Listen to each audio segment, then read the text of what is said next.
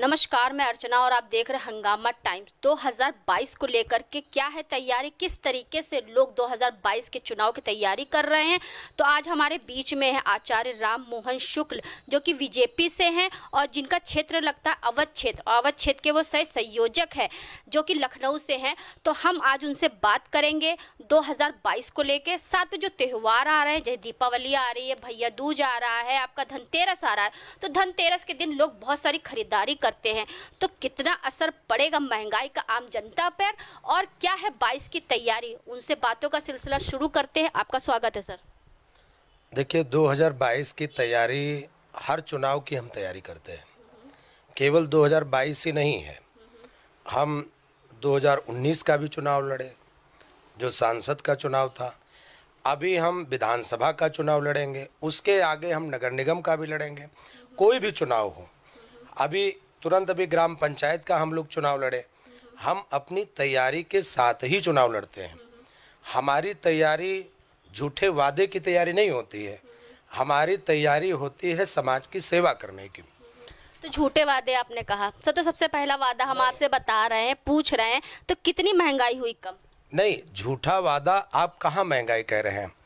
हमने वादा किया था हम भूखे को अन्न देंगे, कोई हमारे सरकार में भूखे नहीं रहेगा। हम रहने के लिए छत देंगे। हमने वादा किया था कोई भी महिला खुले में शौच नहीं जाएगी। उसके लिए हम कहाँ झूठा वादा कर रहे हैं। आज चावल सस्ता, गेहूं सस्ता, आटा सस्ता, भोजन के लिए अब आप कहेंगे सब्जी महंगी हो गई। आटा क्या रेट चल रहा है सर? आप सुन लीजिए, आप कहेंगे कि जो है टमाटर महंगा हो गया। तो टमाटर सीजनल सब्जी है, आप सीजन के विपरीत कोई भी काम करेंगे। अब जो पैदावार मान लिया उत्तर प्रदेश में है, उत्तर प्रदेश में इस समय जो चीज़ पैदा हो रही है उसको आप खाइए। अब आप कहेंगे नहीं, हम जो है जम्मू कश्मीर में जो वस्तु पैदा हो रही है उसको हम यहाँ खाएंगे। ये डिमांड तो आम जनता करती नहीं, डिमांड नहीं करती है। आम जनता जो डिमांड करती है उसको हम पूरा करते हैं। आप पब्लिक में जाइए, आज भारतीय जनता पार्टी की सभी प्रशंसा करते हैं। उनके रहने के लिए छत दी गई, शौच के लिए जो है सुविधा दी गई। हमारे प्रधानमंत्री जी का ड्रीम प्रोजेक्ट रहा, बेटी बचाओ बेटी पढ़ाओ हम लोग अभियान चलाए।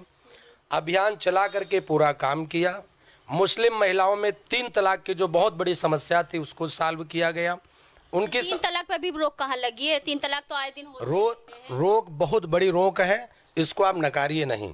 नकार नहीं रहे सर। हाल ही में आप देखिए, कोई भी मुसलमान आज ये हिम्मत नहीं जुटा पा रहा है। एक ने कहा कि तलाक तलाक तलाक, तो महिला ने कहा मोदी मोदी मोदी, तो उसने कहा नहीं हम वापस ले रहे हैं। कोई मुस्लिम महिला आज प्रताड़ित नहीं हो रही है जितना हमारी सरकार से पहले प्रताड़ित थी। चलिए सर जी, आपने ये तो बताया 2022 की तैयारी की बात आप कह रही हैं।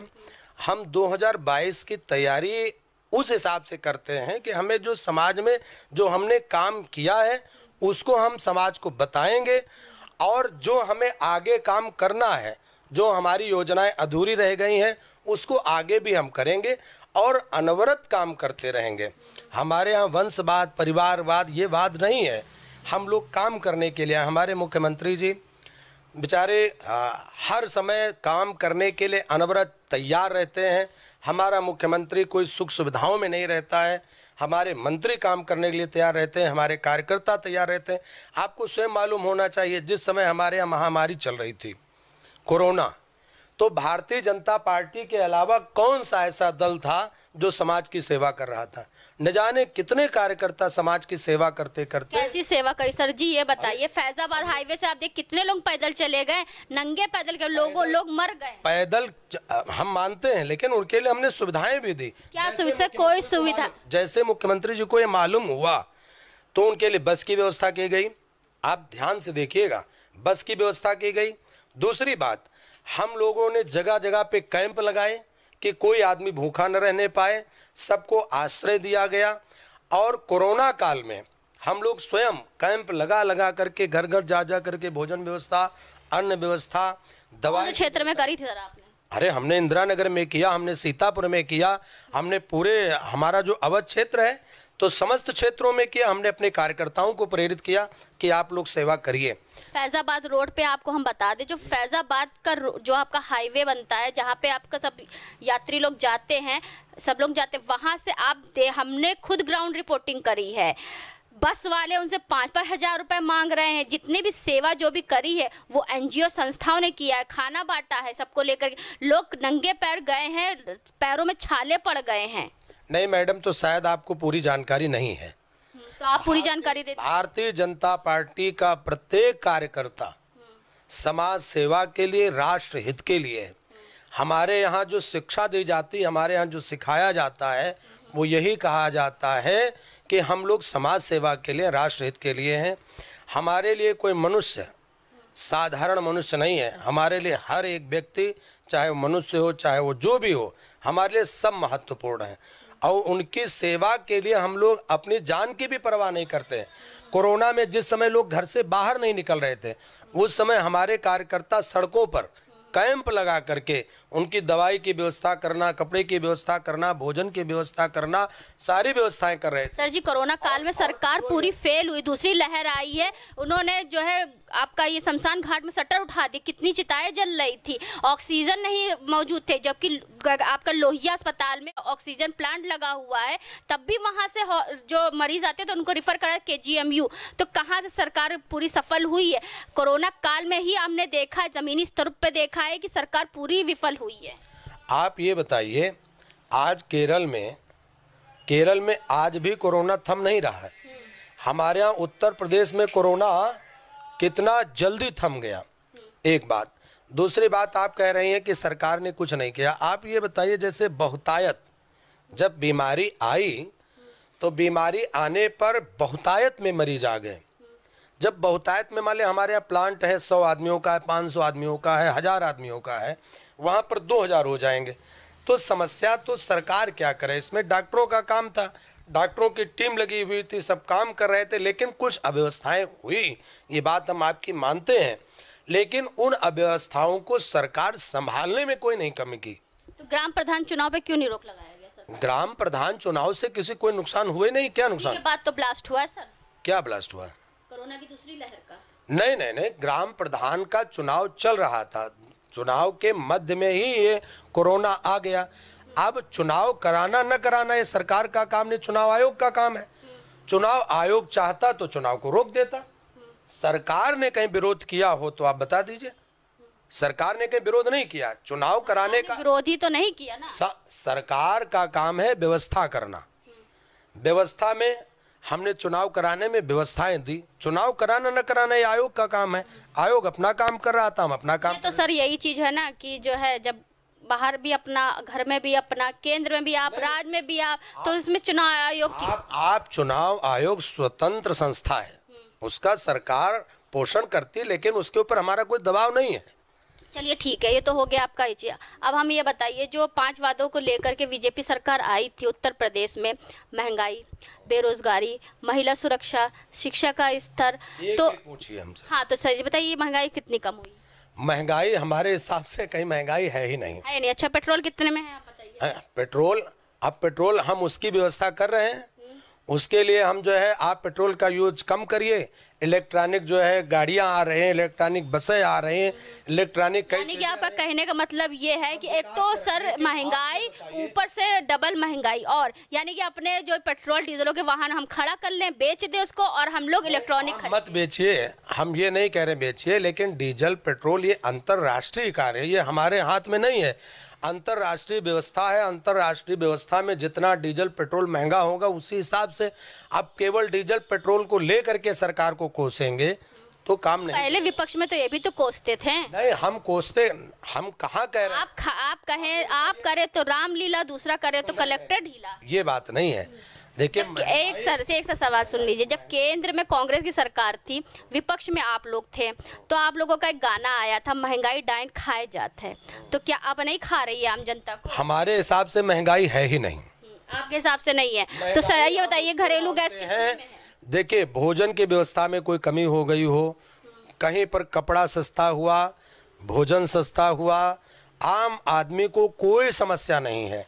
समस्या कुछ लोगों को है, कांग्रेसियों को है, सपाइयों को है, जो भारतीय जनता पार्टी की सरकार को पचा नहीं पा रहे हैं। सर यहाँ पार्टी की बात नहीं, हम जो कह रहे हैं वो लोग कह रहे हैं महंगाई महंगाई। अरे उन्होंने क्या किया? महंगाई कहाँ है?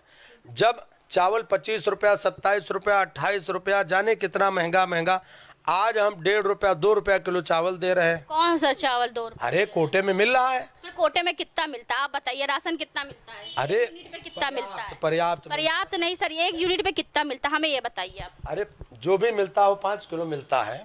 सर 5 आप बताइए कितना मिलता है? 5 किलो ही मिलता है। सर बताइए गेहूँ कितना मिलता है?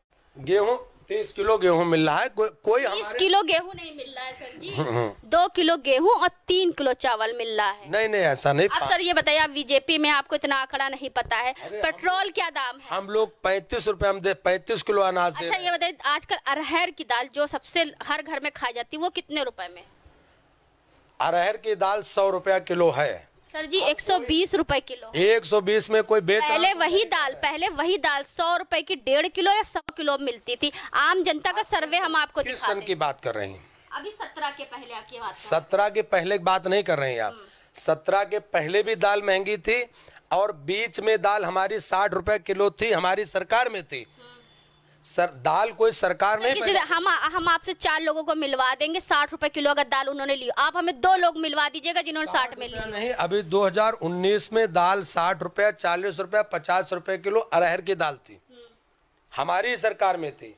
सर नहीं थी। हम आपको व्यापारियों से मिलवा सकते हैं, हम आपको जनता से मिलवा सकते हैं। आप जनता से मिलवाइए। बिल्कुल मिलवाएंगे। हम 60 रुपए। तो देखिए हंगामा टाइम्स की समय बहस चल रही, बीजेपी नेता से चल रही है और हम आम जनता की, तो हमें व्यापारियों से मिलवाएंगे, हम आम जनता से मिलवाएंगे। तो कुछ और तीखे सवाल उनसे पूछेंगे। तो महिलाओं की सुरक्षा को लेकर कितने आंकड़े कम हुए? महिलाओं की सुरक्षा में कोई कहने की बात है? महिलाओं की पूर्ण सुरक्षा, हमारे यहाँ टास्क फोर्स गठित है, हमारे यहाँ सारी व्यवस्थाएं हैं। आज कोई भी महिला, आपको मालूम होना चाहिए, इन लोगों की दूसरे लोगों की सरकारों में कोई महिला सुरक्षित नहीं थी। कोई पूरे गहने पहन के नहीं चल पाती थी। हमने खुद देखा है कि महिलाओं की चैन छीन लेते थे लफंगे, बदमाश लोग जो है गले से चैन छीन ले, कुंडल नोच ले जाए, ये कर ले जाए। आज खौफ है बदमाशों में, आज डकैतों में खौफ है भारतीय जनता पार्टी का कि बाबा जो है मार डालेगा। और क्या चाहिए? कितनी महिलाओं की सुरक्षा की जाए? तो एक बात। दूसरी बात, जो छिटपुट घटनाएं होती हैं उसमें कुछ समाज की भी जिम्मेदारियां हैं। समाज के लोगों को भी जिम्मेदारी उठाना चाहिए। कुछ लोग सरकार को बदनाम करने के लिए भी कुछ घटनाएं कर बैठते हैं, उनसे भी सरकार निपटती है और बड़ी कड़ाई से सरकार निपटती है। इसलिए सरकार को ये न कहिए कि भारतीय जनता पार्टी की सरकार महिलाओं को सुरक्षा नहीं दे पा रही है। तो हम आपको बता दे रहे हैं ना, हाल ही में अभी 2 दिन भी नहीं हुए, फतेहपुर में आप देख लीजिएगा, 3 साल की बच्ची, 4 साल की बच्ची, महिलाओं को छोड़ दीजिए, आज तो बच्चियां भी सुरक्षित नहीं है। नहीं, हो सकता है कोई घटना हो गई हो, लेकिन हमारी कोई नहीं, कई हो रही है। तो हमारी सरकार, हमारी पुलिस वहाँ काम कर रही है कि नहीं कर रही है? क्या काम कर रही है सर?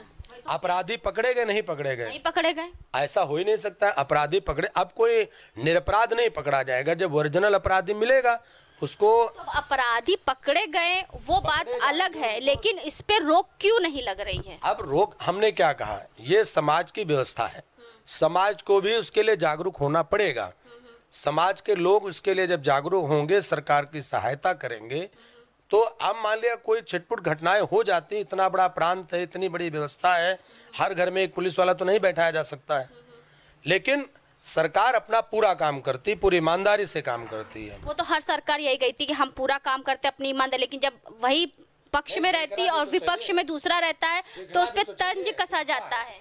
हमारी सरकार में दिखता है, सबकी सरकार में दिखता है सर। कहाँ दिखता है? और क्या, अभी हमने आपको महंगाई के बारे में बताया। जब केंद्र में आपका कांग्रेस की सरकार थी और विपक्ष में आपकी सरकार थी, तो आप लोग लेकर के सिलेंडर लेके, स्मृति ईरानी जी सिलेंडर लेके बैठ जाती थी। अब कहाँ चली गई स्मृति ईरानी जी? अब इनको नहीं दिख रहा है कि 1040 रुपए का सिलेंडर हो गया है?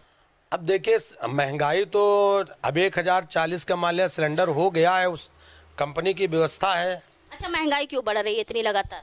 महंगाई हमारे हिसाब से तो नहीं बढ़ रही है, आपकी सुख सुविधाएं बढ़ रही हैं। आपको सर सब चीज मिल रही है इसलिए आपका नहीं बढ़ रहा है। आपकी सुख सुविधाएं बढ़ रही। हम तो महंगाई उसको मानते हैं जब आपकी भोजन व्यवस्था में कमी हो जाए, कपड़ा सस्ता हुआ। कि गरीबों की थालियों से कई चीजें गायब हो गई। क्या गायब हुआ बताइए? सारी चीजें गायब हो गई। लोग प्याज खाना बंद कर दिया, लोगों ने टमाटर खाना, अरहर की दाल कम हो गई है, लोग चना और मटर की दाल से ही अपना गुजारा कर रहे हैं। नहीं नहीं, ऐसा नहीं है। देखिए ऐसा है, कोरोना काल चल रहा था। कोरोना काल में पूरे देश की अर्थव्यवस्था पे बहुत बड़ा फर्क पड़ा है।